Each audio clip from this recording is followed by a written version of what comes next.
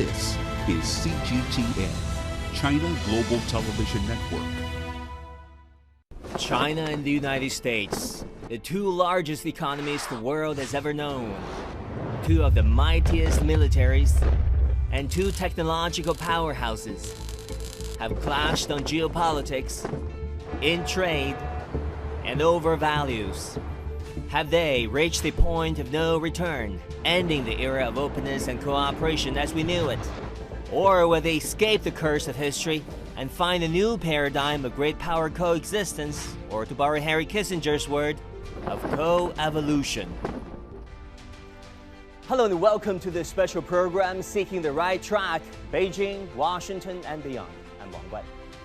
All eyes are on San Francisco, where Chinese President Xi Jinping and U.S. President Joe Biden had this hours-long talk. President Xi spoke in the plainest language possible about what he believes to be the right future for China-U.S. relations. My view is consistent, which is that major country competition is not a prevailing trend of current times and cannot solve the problems facing China and the United States or the world at large. Planet Earth is big enough for the two countries to succeed, and one country's success is an opportunity for the other. It is an objective fact that China and the United States are different in history, culture, social system, and development path. However, as long as we respect each other, coexist in peace, and pursue win-win cooperation, we will be fully capable of rising above differences and find the right way for the two major countries to get along with each other. That was a positive and constructive tone. In fact, this has been a consistent Chinese position in the past 10 years. President Biden said the two sides made real progress during this meeting before posting on social media X that it is vital that President Xi and himself understand each other, quote-unquote, leader to leader. I just concluded several hours of meetings with President Xi, and I believe they were some of the most constructive and productive discussions we've had. I've been meeting with President Xi since both of us were vice president over 10 years ago. Our meetings have always been candid and straightforward. We haven't always agreed, but they've been straightforward. And today, build on the groundwork we laid over the past several months of high-level diplomacy between our teams. We've made some important progress, I believe. What does the Chinese side see coming out of this summit? Chinese Foreign Minister Wang Yi briefed the press in San Francisco. The Xi-Biden meeting in San Francisco is an important gathering to enhance trust, dispel doubts, manage differences, and expand China-U.S. cooperation. The meeting also injects certainty and stability into a changing world. San Francisco is not the end.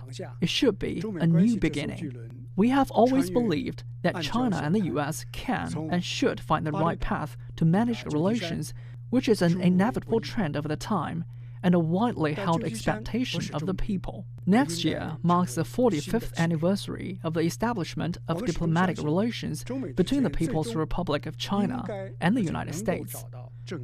The two sides should wipe the slate clean in San Francisco and forge a new vision to strengthen the foundation of China-U.S. relations. The two countries decided to enhance cooperation on climate, artificial intelligence, anti-drug trafficking, and exchanges among students, business people, and sportsmen. The communications between the two militaries are also expected to be resumed, though Beijing warns that respecting China's core national interests, including Taiwan, is crucial. These are all encouraging statements, and they have been months in the making. But the success of these initiatives lies in their implementation and in not letting politics get in the way of good policies. Will this summit put the floor under a worryingly deteriorating relationship before it rebounds? Or is it merely an exercise in window dressing some of the fundamental and structural differences that are destined to resurface over time? The two presidents last met in Bali, Indonesia, also on the sidelines of the G20 summit. A long-awaited face-to-face in 3 years, hours-long discussion. The Bali meeting reassured the world and rekindled hopes of reversing the downward spiral in China-U.S. relations. President Biden said the U.S. doesn't want a new Cold War with China, while President Xi said pushing for decoupling and severing supply chains ran counter to the principles of market economy and undermine international trade rules. But it was not a smooth sail from Bali to San Francisco. First, it was the U.S. fuss over what Beijing calls a satellite balloon flying over the United States. Then the U.S. approves a $500 million arms sales to Taiwan and numerous sanctions targeting Chinese companies and technological capabilities. Yet Beijing's position towards Washington has been consistent. It wants a cooperative and constructive relations with the U.S., economically, politically, and otherwise. But China will also stand up to American provocations and bully. What many believe to be Beijing's consistency and strategic patience paid off. When the noises in politics died down, the two sides carved out new paths for engagement. In May, Chinese top diplomat Wang Yi met with U.S. National Security Advisor Jake Sullivan in Vienna, Austria, and called for a return to Bali agenda. A series of high-level talks and meetings followed. What's the cornerstone for U.S.-China bilateral ties? Well, I think it's the U.S. people and the Chinese people. Two countries sometimes also have differing views. And so we have to be able to come together at the table, have discussions, and work on solutions together. I think people-to-people ties is really important because we develop understanding. First visiting the United States in his 30s in 1985, President Xi Jinping appreciates the value of people-to-people engagement. He sent a letter to China-U.S. Sister Cities Conference, to the National Committee on U.S.-China Relations, to the U.S.-China Youth and Student Exchange Association. My two visits to Washington State left me with beautiful memories. I recall vividly wonderful performance by Lincoln High School students 8 years ago. And to Philadelphia Orchestra. The Chinese leader also met with Henry Kissinger, Bill Gates, and the veterans of Flying Tigers. We need to learn about each other's societies and cultures, I think, in order for us to have peace together. And I think that's where the people-to-people diplomacy is a very strong help in that direction. Through history, great powers do clash, and the rule of the jungle often prevail in global politics. But if we let previous patterns dictate the terms of the future, we're in big trouble. China and the United States need to find a new paradigm whether they like it or not. I still remember the years when Beijing and Washington worked closely together. I mean, we all do. In the lead up to the historic Paris Climate Agreement, I sat down with then U.S. Secretary of State John Kerry, now Special Presidential Envoy for Climate. How would you characterize the state of U.S.-China relationship today? Does the U.S. see China as a true partner or an inevitable rival? Well, we definitely don't view China as an inevitable rival. We view China with hopes and possibilities of increasing partnership. It's a very important relationship. We're going to focus on climate change very, very significantly. Climate change offers us enormous opportunities to make choices about energy and energy policy, which will open up a vast new market for all of our countries and help solve the problem of climate change. So we're particularly interested in working on the 2015 targets that have to be announced by both of our countries, and we want to try to work on those together. And together they worked. It was cooperation between the United States and China that largely set the direction for global efforts on climate change. Now, as COP28 is taking place soon, the world is once again looking at China and the United States for leadership. For me, this is a symbol of hope, that two countries that may have differences in other areas can sit down to discuss this topic of global implications. Mexico has just suffered an enormous catastrophe caused by global climate change, and the entire world is looking to see what decisions will be made at COP28. So I hope that President Xi and President Biden will come to an understanding as to how they can work together to be able to help save the planet and to create more development opportunities for those countries that are currently marginalized. And it's not just about climate. On trade and global supply chain, despite the hype surrounding decoupling and de-risking, and despite COVID, China-US trading goods hit record highs in 2022, reaching $690 billion. That is according to U.S. official data. And in fact, if one looks at trade numbers between 2013 and 2022, they remained amazingly steady, ranging from $560 billion and $690 billion. But things could have been better, a lot better. According to the Peterson Institute for International Economics, ending the trade war with China would reduce America's CPI by 1.3 percentage points. The National Retail Federation also calculated that additional tariffs imposed on Chinese goods since 2018 have cost U.S. importers some $136 billion and U.S. consumers $1,200 per household a year. Moreover, according to the Tax Foundation, tariffs have cost Americans $80 billion, reduced GDP by 0.22%, and eliminated 173,000 full-time jobs since 2018. But if you look at trade, that's still growing. What do you make of that? When you have developed sources, it's much more difficult to change a supply chain than political people think. Tariffs have created some supply chain disruption, but the theory of tariffs was flawed. So what it was, it didn't return trade to the United States. It was a diversion of trade. Also, people haven't realized it's inflationary. So the cost of the goods manufactured in Vietnam, because of the infrastructure and other problems in getting going, in Mexico, is higher than it was in China. So that's actually added slightly to inflation. The trade tensions between China and the United States have brought significant uncertainty and anxiety into the lives of the ordinary people. One of the sectors hit hardest is agriculture, what used to be the most productive and promising areas of win-win cooperation between these two countries. Meet John Kiefner, a farmer from Manhattan, Illinois, a third-generation farmer working on this very land. He, along with his fellow soybean farmers, has found himself bearing the brunt of the politicization of trade. We knew as soon as the trade war escalated and the price of soybeans dropped so bad that we were in trouble. I'm old enough to remember embargoes with countries before, and you know that once you lose a buyer, it's really hard to get them back. As China and the United States agree to relaunch high-level consultations in trade and commerce, there's renewed hope and optimism from these American soybean farmers. I was one of those farmers that just started selling very aggressively. And one of the reasons the price is still very strong is many farmers have sold. Literally every time I sold, and I sold in some increments, a couple weeks later it got better. So I just sold more, and then it finally ran out of grain to sell. Their buying has been very meaningful and very significant on multiple fronts, be it corn, soybeans, pork, even ethanol. It's real, and it does make a big difference to the American farmer to have that demand sitting out there wanting our product. What about the effects of tariff war launched by Donald Trump against China, which was largely inherited by Joe Biden, who even doubled down on China in so-called strategically sensitive areas, such as semiconductors? According to Peterson Institute for International Economics, tariffs have hurt U.S. manufacturing output, employment, and exports. American importers did bear the costs of tariffs in the form of higher prices. The U.S. tariffs that remain in place continue to impede American companies' access to imports.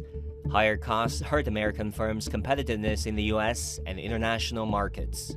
I don't think anybody can stop globalization. Many people can try to slow it down, but at the end, the globalization is going to move forward. Because the anti-globalization, the cost will be too high. Politicizing the economy hurts not just the United States. The IMF's forecast is for global growth to slow from 3.5% in 2022 to 3% in 2023 and 2.9% in 2024, well below the average of 3.8% between the year 2000 and 2019, a period before a high-profile China-US economic confrontation.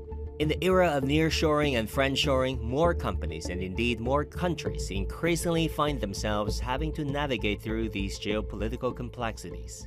Smo mi preuzimali obavezu da ćemo zbog naše pripadnosti Europskoj uniji i u NATO-u prekidati svoje odnose i svoja tradicionalna prijateljstva. Živimo u Crnoj Gori u uvjerenju da je jako važno da se obezbijedi mnogo viši nivo harmonije u geopolitičkim odnosima. Očigledno da sada živimo jednu vrlo delikatnu fazu u geopolitičkim odnosima, ali je nipošto ne bi smjeli prihvatiti kao trajno stanje. Ja ne mislim. Dans notre langue kirundi, on dit que le comportement de l'autre ne peut pas bâtir l'autre famille. Le comportement d'une famille ne peut pas bâtir l'autre famille.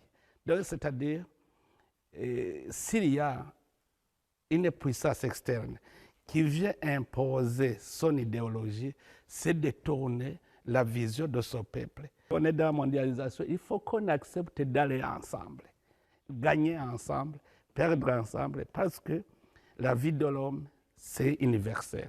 The implications of China-US relationship are indeed global, and there are so many more areas that require cohesion, not confrontation, from combating pandemics and public health cooperation to joint scientific research and academic collaboration, and to face perhaps the ultimate disruption of all, artificial intelligence. China and the United States have both launched the initiatives aimed at shaping AI regulations, and talks between the two sides on regulating the military use of artificial intelligence, reducing the potential risks from the deployment of unreliable AI application are crucial. But in reality, there are a whole host of constraints and structural challenges to China-US relations. In October 2023, the Biden administration announced a latest round of export controls on China to stop Beijing's technological advances. One of the important purposes of the CHIPS Act is to ensure that no American money or foreign technologies or American technologies bleed into the Chinese semiconductor ecosystem unless China itself can provide the innovation to take that ecosystem up to the next level. The whole purpose of the CHIPS Act is to use that as a lever and a tool to ensure that they don't help China in any way in expanding its semiconductor prowess. That's why, despite the recent warming of ties, many experts who have observed China-US relations for decades struck a tone of caution. I think short-term optimist, but medium and longer-term pessimist. Short-term optimist because, number one, all the visits of senior U.S. officials and Wang Yi's visit to Washington is all in preparation for this meeting in APEC. So I think this is actually short-term. It's conducive to a better or calmed relationship between China and the United States. Long-term, strategically, I don't think it's possible to think about a U.S. which accepts that there are multipolar powers coming through. It's very difficult for U.S. to get rid of their exceptionalism mentality. Exceptionalism is a mentality that over the decades has underlying American efforts to contain a near-peer competitor. First Germany, then the Soviet Union and Japan, and now China. The United States must make sure that we do not have a peer competitor for our security. Think about what this means. This is a brutalist philosophy. The proposition is that even if China were to change in some of the ways that proponents of engagement have been said that we hope it changes, even if they just, as a thought experiment, adapted our Constitution and our laws wholesale, we should still try to limit their growth merely because we shouldn't have a peer competitor.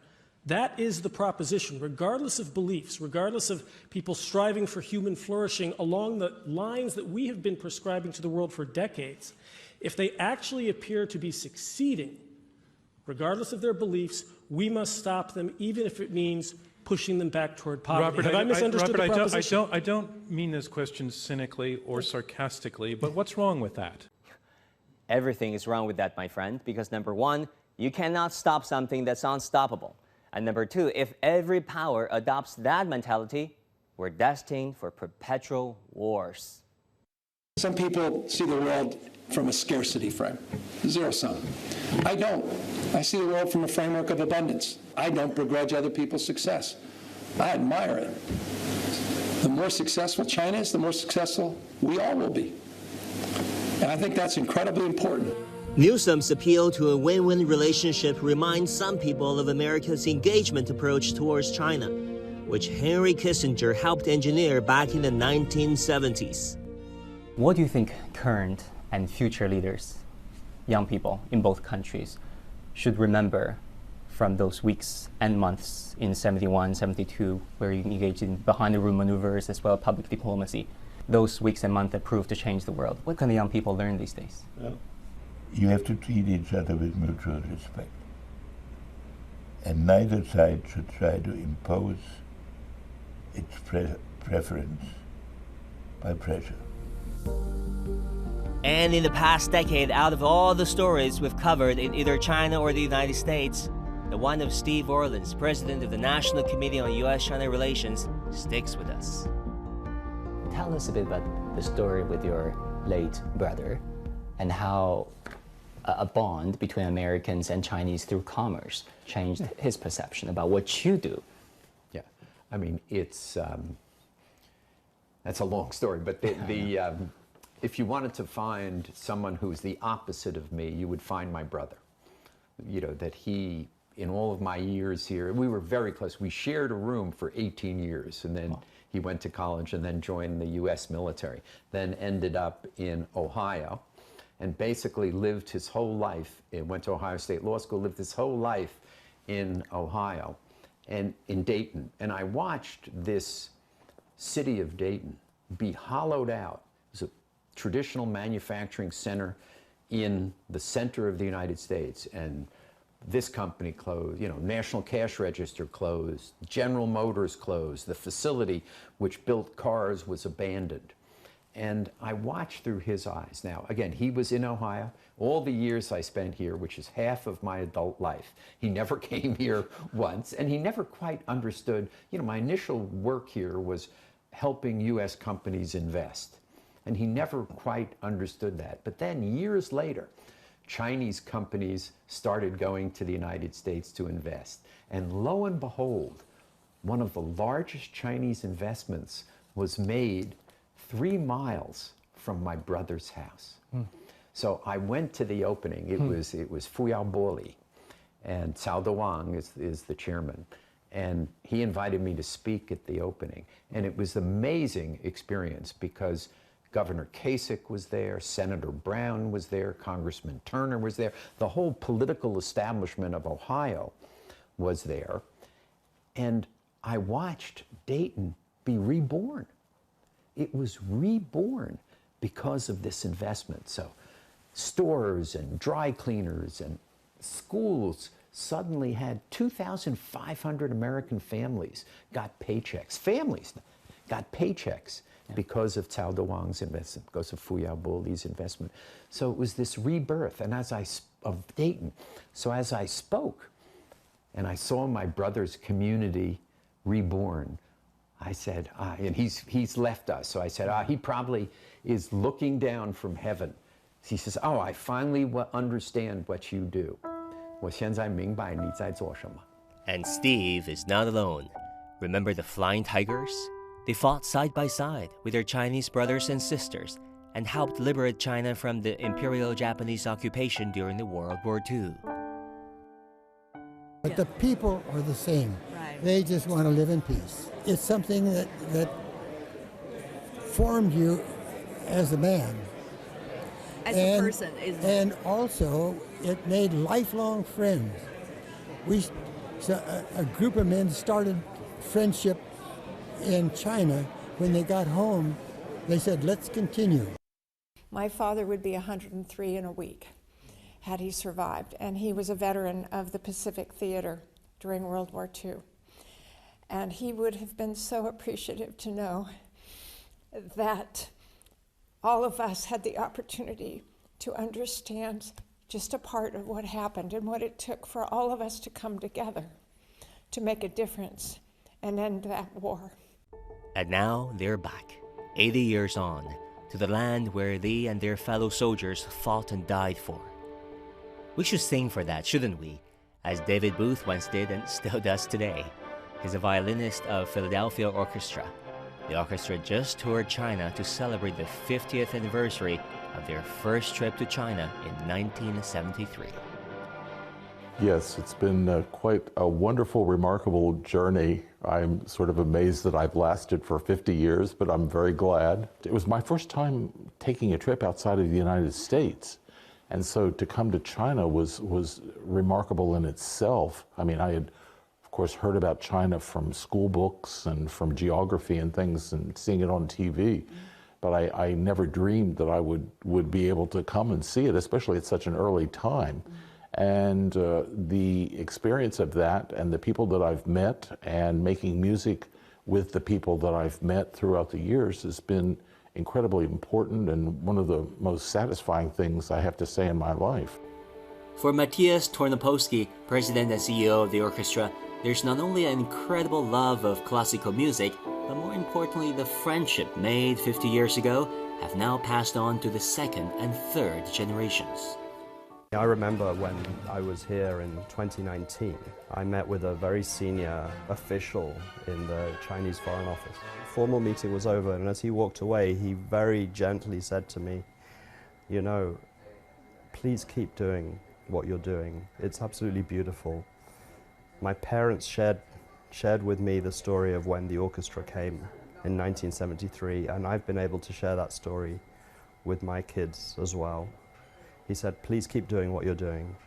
It's sometimes the only thing that works between our two countries.